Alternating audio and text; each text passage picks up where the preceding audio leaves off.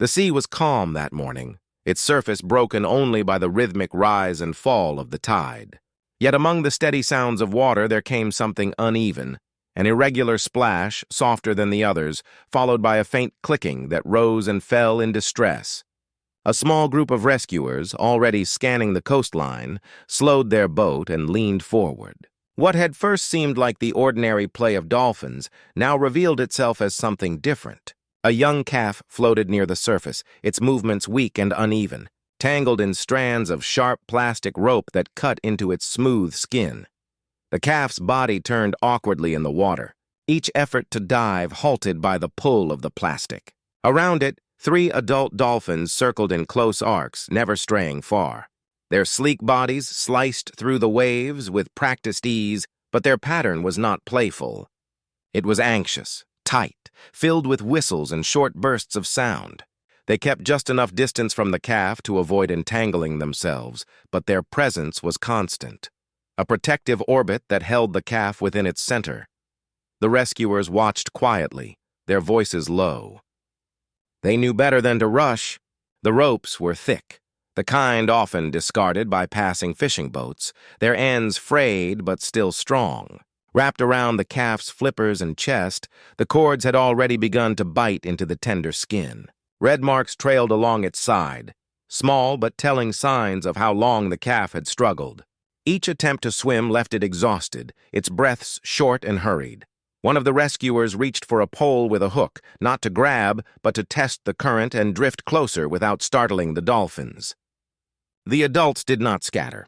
Instead, they drew nearer, circling tighter, sending out more rapid clicks as though calling to the calf. It responded weakly with a faint sound, its head breaking the surface for another sharp breath before sinking just beneath again. The ocean around them carried the weight of the moment.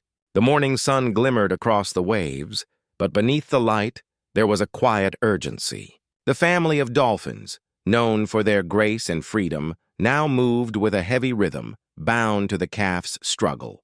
The rescuers exchanged short looks, each of them recognizing the fragility of what lay before them. The calf was young, perhaps no more than a few months old, and its chances of survival depended on what they did in the next few hours. One rescuer whispered, barely above the sound of water, "Easy now. Hold on, little one." The calf stirred faintly, its body tilting, and for a moment its eye caught the glint of light above. It did not flee. Instead, it floated there, breathing in quick, shallow bursts, as if it had already learned to conserve what little strength remained. The adults swam closer still, their dorsal fins cutting arcs around the boat, never touching but always present. They seemed to sense the humans' intention, though their vigilance never lessened. The rescuers prepared their tools, knives carefully sheathed until the moment was right. For now they only watched, learning the rhythm of the family, the pattern of their circles, the way the calf twisted each time the rope pulled against its wounds. Every detail mattered. The ocean carried both silence and sound, the slap of tails, the hush of waves against wood, the small gasp of the calf breaking through again and again. In that quiet space, both human and dolphin hovered in fragile balance. The calf was trapped but not yet lost. Its family refused to leave, and the rescuers, steady and calm, knew that the work ahead would test their patience and their care. The faint cry beneath the waves had drawn them close, and now the true weight of the rescue lay waiting. The rescuers slipped quietly from the boat into the water, their movements deliberate, each gesture softened to avoid sudden disturbance. The sea pressed against them with its cool weight, the vastness of it stretching in every direction, but all focus narrowed to the fragile calf drifting just ahead. The rope that bound its body cut deeply now, visible even from a short distance, and every breath it took seemed labored, quick bursts of air followed by weary stillness. The mother hovered close, her presence unyielding. She swam slow circles, her body brushing against the calf's side as if to remind it she was still there. Each time the rescuers inched nearer, she turned, placing herself between them and the calf for a moment before circling away again. Her protective watch was silent but resolute, and though her movements carried no aggression, the message was clear. Approach with care. Two other dolphins, likely members of the same pod, remained just beyond, their paths looping in wide arcs, as though creating a shifting boundary around the scene. The rescuers paused, letting the rhythm of the dolphins guide their timing. One raised a hand, signaling for patience, and they let themselves drift suspended in the rolling water. The calf shifted slightly, its body twisting with the pull of the plastic. The cords wrapped cruelly across the small flippers and chest, tight enough to leave swollen ridges. Raw wounds showed where the rope had cut into tender flesh, each movement reopening what the salt water could not soothe. The young dolphin gave a weak flick of its tail, but the motion was uneven, drained of strength. A soft clicking sound rose from the mother, high and repeated, answered faintly by the calf. The exchange was quiet but persistent, filling the water with urgency. The rescuers, listening in silence, understood the weight of those sounds even without knowing their full meaning. The family was holding its place, refusing to abandon the calf, yet unable to free it on their own. The responsibility of action had shifted now, balanced on the humans who floated close, measuring every choice. One rescuer unclipped a small knife, keeping it pressed flat against their leg for the moment. They would need to get near enough to cut without causing panic, and near enough to see where the rope dug deepest. The ocean, vast and endless, suddenly felt smaller, drawn tight around this fragile circle of life. Every sound was sharper, the hiss of breath through snorkels, the quick splash of fins, the faint tremor of the calf's body as it surfaced again and again for air. The rescuers edged forward once more, keeping their arms low, their movements smooth as drifting kelp. The mother did not retreat, but she did not attack either. Instead, she swam parallel to them, her flank gliding close to the calves. Her eye turned toward the humans, holding them in a silent gaze that carried both question and warning. "Easy now," one rescuer whispered into the air, the words half lost in the wash of waves. The calf twitched again, a feeble attempt to dive. The rope held it back, the tension pulling tight against its wounds. For a heartbeat, the rescuers saw its small body jerk in resistance before going still, its tail falling limp in the water. The sight stirred a deeper urgency in them, but still they did not rush. The weight of the ocean pressed in on all of them, not just the physical heaviness of water, but the unseen weight of time, trust, and the thin line between survival and loss. The family of dolphins kept circling, their movements tireless. The rescuers remained within their orbit, careful and calm, knowing that the true work was only just beginning. And in the center of it all, the calf floated, its life bound by plastic strands, its future now tied to the patience and hands of those who had chosen to enter the sea beside it. The water stilled as the rescuers closed the last few feet between themselves and the calf. The tangled ropes were now fully visible, pressed into the tender skin of its flippers and chest. One rescuer extended a hand slowly, the small blade glinting faintly in the filtered sunlight. Every movement was measured, deliberate, offering no sudden threat, only quiet intention. The calf quivered, its body trembling with fatigue, but it did not surge away. Its breaths came sharp and quick, each exhale a soft burst against the water's surface before sinking back into stillness. The family reacted instantly to the closer approach. The mother circled tighter, her dorsal fin cutting narrow arcs around the humans, her sleek body moving with controlled urgency. The two other dolphins joined her, their path tightening until the rescuers found themselves enclosed in a living barrier. The soundscape of the ocean shifted. Sharp clicks echoed in rapid rhythm, joined by whistles that rose and fell in overlapping waves. The sounds filled the water like a chorus of urgency, not hostile, but demanding, as though urging the work to continue quickly before the calf's strength faded further. The rescuer nearest the calf let their hand hover, waiting for a pause in the family's motion. With one slow reach, the blade touched the rope, sliding gently beneath the frayed strand. The calf flinched, its tail twitching weakly, but it did not bolt. Its body held still, suspended in the current, as if surrendering to the process. The first slice severed only a thin thread of plastic, a small victory that loosened the grip slightly but revealed how much remained. The wound beneath was raw, the flesh ridged and swollen where the cord had bitten deep. The dolphins around them surged closer at the sudden movement, their bodies brushing the water just beyond reach. One rescuer raised a calming hand toward them, voice kept to a whisper. "Almost there. Easy now." The words were soft, almost lost to the sea, but they carried the tone of reassurance rather than command. The dolphins did not scatter, but their circles narrowed still further, their presence constant, pressing in with silent weight. Another careful cut freed a section near the calf's flipper, and the animal twitched again, its body trembling from both pain and release. The rope shifted, slipping against the skin, leaving behind angry grooves. Salt water touched the exposed flesh, and the calf let out a faint, high sound, a whistle that echoed back in immediate answer from its mother. She swam closer than before, brushing against the calf's side as though to steady it, before turning once more to pass the humans.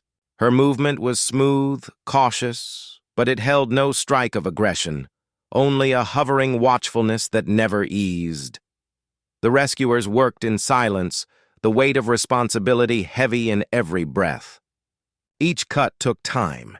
Each shift of the blade demanded precision, for one slip could wound the calf further. The calf remained still, its trembling constant, its breaths short and hurried, but it no longer resisted. The family's calls rose and fell, quickened with each touch of the knife, then softened again as the humans pulled back to reassess. It was as though the dolphins themselves were speaking to one another, exchanging signals in the urgency of the moment, surrounding both danger and hope in their voices.